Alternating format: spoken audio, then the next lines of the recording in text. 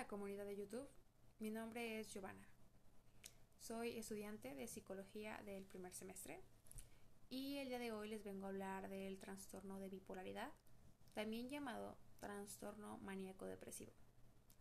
Básicamente, ese trastorno se caracteriza por tener episodios de manía y depresión. Lo sufre más del 1% de la población en México. Estas personas pasan de tener estados de ánimo, muy felices a muy tristes de repente y no lo pueden controlar. Por ende, están en constante estrés.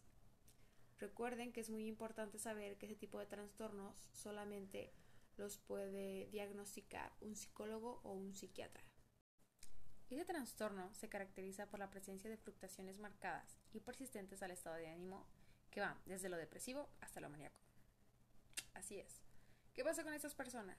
Que no pueden conservar un empleo, que llegan a tener estigmas ante la sociedad y por desgracia se aíslan. Y la realidad es que para ese tipo de padecimientos lo adecuado sería tener un lugar seguro, un círculo de apoyo en el que puedas hablar abiertamente sobre esos temas y un tratamiento adecuado. Yo lo que voy a hacer es plantearles 9 puntos importantes del trastorno de bipolaridad, desde la historia, cómo se desarrolló y desde dónde viene, la sociología, cómo impacta de manera cultural a la sociedad, también el tratamiento adecuado o varios tratamientos adecuados, también cerca de los síntomas que llevan ese trastorno y la prevención, que es muy importante. Existen 3 tipos de trastorno bipolar. El trastorno bipolar 1 incluye episodios maníacos que duran al menos 7 días o síntomas maníacos tan graves que necesitan atención hospitalaria inmediata. Esto es serio. Los episodios depresivos también son frecuentes, suelen durar al menos 2 semanas. Este tipo de trastorno bipolar también puede implicar episodios mixtos. Luego tenemos el trastorno bipolar 2. Este se define por episodios depresivos, pero en lugar de graves episodios maníacos, se presentan episodios hipomaníacos. La hipomanía es una versión menos grave de la manía, pero igual es importante. Luego está el trastorno ciclotímico o ciclotimia. También presenta síntomas hipomaníacos y depresivos, pero no son tan intensos o duraderos como los episodios hipomaníacos o depresivos. Los síntomas suelen durar al menos 2 años en adultos y 1 año en niños y adolescentes. Y de hecho, una persona que tenga cualquiera de estos tipos y tenga 4 más episodios de manía o depresión en un año se conoce como ciclo rápido. Voy a pasar a contarles la historia. Los médicos de la escuela de Hipócrates, en la antigua Grecia, utilizaban los términos de melancolía y manía desde el 460-477 a.C. Este señor que voy a poner por aquí hablaba de eso desde hace mucho tiempo. En el Renacimiento, la manía y la melancolía ya eran concebidas dentro de un mismo desorden. Piquer Arrufat, de 1712-11, documentó que el rey Fernando VI de España sufría de trastorno bipolar. Así es. Felipe Pinel lideró la expansión de las instituciones mentales donde se tratara a los pacientes humanamente. Estos permitieron empezar a realizar grados estudios psiquiátricos. Entonces, realmente pasó bastante tiempo desde que se conocía el concepto de Hipócrates, es decir, 460 a 1712. Pero bueno, los primeros autores chinos reconocieron una clara comprensión del trastorno bipolar como una enfermedad mental. De hecho, la enciclopedia Galo Liam describe la enfermedad en sus 8 tratados sobre el cuidado de la vida. La base de la conceptualización actual de la enfermedad maníaco-depresiva se remonta a la década de 1850. De hecho, más específicamente, el 31 de enero de 1854, Jules Beilager describió a la Academia Imperial de la Medicina en Francia como una enfermedad bifásica que causaba oscilaciones recurrentes entre la manía y la depresión, lo que calificó de locura de doble forma. Es decir, apenas empezaba a conocer el concepto y empezaban a asociar manía, depresión, trastorno bipolar. 2 semanas después de esto, Jean-Pierre Falret presentó una descripción a la academia sobre lo que era esencialmente el mismo trastorno y lo designó locura circular. Los dos discutieron amargamente sobre quién dijo primero esto, pero el punto es que esos dos conceptos se desarrollaron en la psiquiatría alemana. En 1856 a 1926 todo este concepto se empezó como a desarrollar más quien fueron utilizando el concepto de la ciclotimia fue en Calum y la categorizó y estudió al curso natural de los pacientes bipolares no tratados, es decir, empezaban a tratar a todas las personas que tenían esas asociaciones. Lo maníaco-depresivo, tuvieron el trastorno y se acuñó el término maníaco-depresivo psicosis. Después de señalar que los periodos de enfermedad aguda, maníaco o depresivo, suenan muchas esas palabras, fueron generalmente interrumpidas por intervalos relativamente libres de síntomas que el paciente era capaz de funcionar normalmente. Exactamente, las personas pueden funcionar normalmente, aunque tengan ese trastorno. Y así es como nos remontamos hasta el siglo XX, que es cuando empieza una comprensión más clara de lo que es el trastorno de bipolaridad. Hasta que continúa evolucionando hasta llegar a la psicofarmacología, es decir, empiezan con los fármacos. ¿Qué pasa? Que entre 1940 y 1960 empiezan estos avances y no es hasta 1980 que se acepta oficialmente el concepto del TAP y empiezan a darse tratamientos para este padecimiento. Tratamientos no solamente son fármacos, sino que también psicoterapias. Se recomienda mucho la terapia cognitivo-conductual para este tipo de trastornos. Pasamos al segundo punto, que es la sociología. Según la OMS, el 30 de marzo se conmemora el Día Mundial del Trastorno Bipolar, que es la sexta discapacidad en el mundo, como ya lo mencioné. Pasa también que los medios de comunicación atacan a figuras. Un ejemplo de esto es Britney Spears. Britney también sufre ese tipo de trastorno bipolar por todo el tipo de cosas que han pasado en su vida y los medios no hacen más que atacarla. De hecho, al inicio de su carrera, ella pues hay una clara diferencia en cómo no le importaban tanto las críticas o no le afectaban tanto, y a medida que fueron atacándola más y teniendo problemas personales, pues muchas veces sucede que ese tipo de trastorno llega a disociarse más y a afectar más a la persona, y es obvio. Otra figura importante es Catherine Zeta-Jones, que también habló abiertamente de que tenía trastorno bipolar y lo trató, y aún así fue atacada por los medios, a pesar de que considero que lo hizo muy bien. En México, los medios de comunicación, como Imagen Televisión, han realizado cápsulas sobre ese trastorno en el objetivo de informar sobre algún acontecimiento y con ello dar un breve concepto de su significado. Por otra parte, el noticiero CNN ha realizado entrevistas a especialistas sobre ese tipo de padecimientos. Los periódicos o revistas más relevantes son de carácter científico e informativo, que se especializan en hablar abiertamente sobre los trastornos, y en específico la revista mexicana de investigación en psicología. La misma actriz Selena Gómez, Selena, con su familia creó la plataforma Wonder Myth, enfocada en los trastornos psicológicos. A palabras de ella, cada una de nosotras hemos tenido nuestros propios problemas mentales y nos dimos cuenta que no existe un lugar inclusivo, divertido ni de fácil acceso para que las personas puedan reunir, explorar, discutir y mantener sus sentimientos. Así que lo creamos. Muy bien, Serena.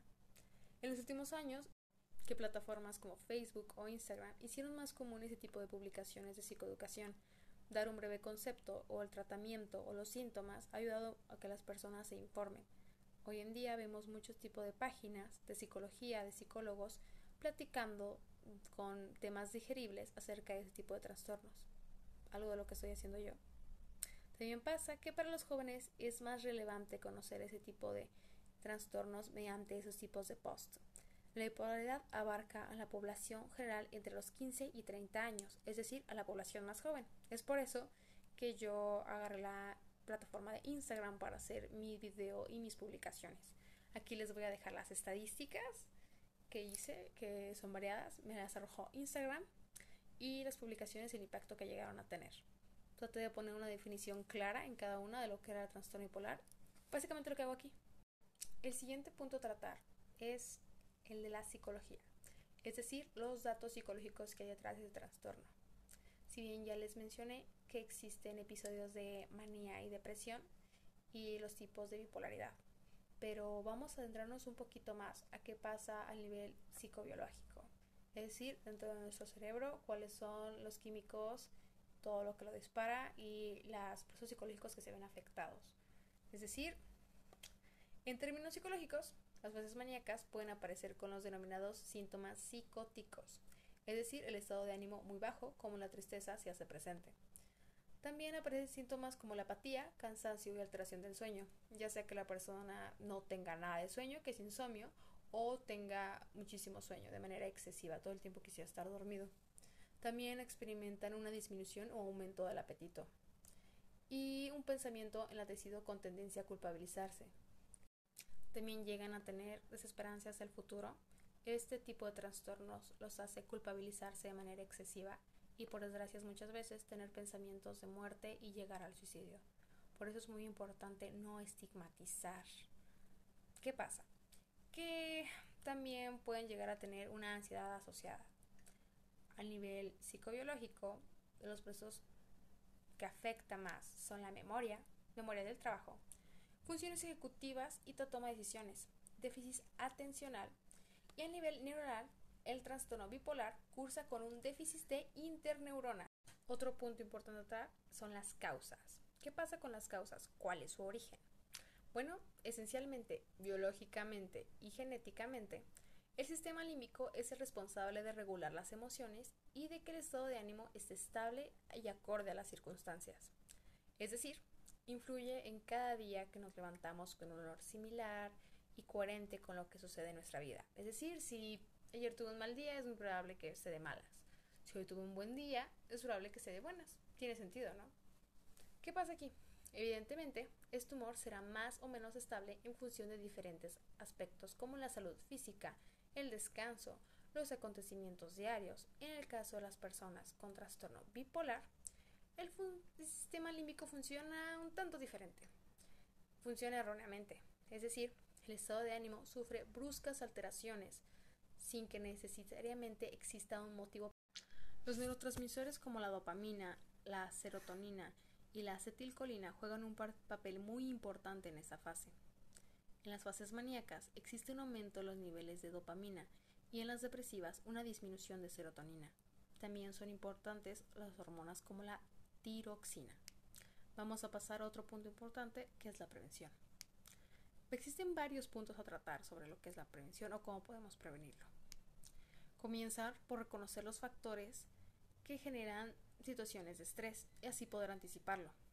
Desde este punto podemos tener un mejor conocimiento sobre esos episodios de humor intensos, como los episodios de depresión. Hacernos preguntas sobre ¿dormí bien? ¿Qué fue lo que realmente me irritó? ¿Me encuentro tan cansado como de costumbre? Nos pueden ayudar también. Esas preguntas no solamente nos ayudan sino a saber qué nos está faltando, sino también a generar menos estrés. Vamos a pasar al siguiente punto, que es el diagnóstico y de paso el tratamiento. Como ya se los mencioné anteriormente, los psicólogos y psiquiatras son los que evalúan este tipo de padecimientos, pero un médico también puede hacer una exploración de rutina para saber si algún padecimiento físico te está causando síntomas para que tengas trastorno bipolar. Una vez que realice este tipo de estudios, te va a derivar a un psiquiatra y él va a hacer otro tipo de estudios, una autoevaluación psicológica que en niños y en adolescentes, aunque también comprende los mismos criterios, pueden presentar síntomas distintos. Es normal que el psiquiatra le pida a tus familiares o amigos una descripción de ti para saber más detalladamente estos síntomas. Todo esto basándose desde su manual DSM-5. Vamos a pasar al tratamiento. Generalmente comprende medicamentos y las formas de psicoterapia. Como siguiente punto vamos a hablar de las estadísticas. Les voy a dejar aquí una tabla.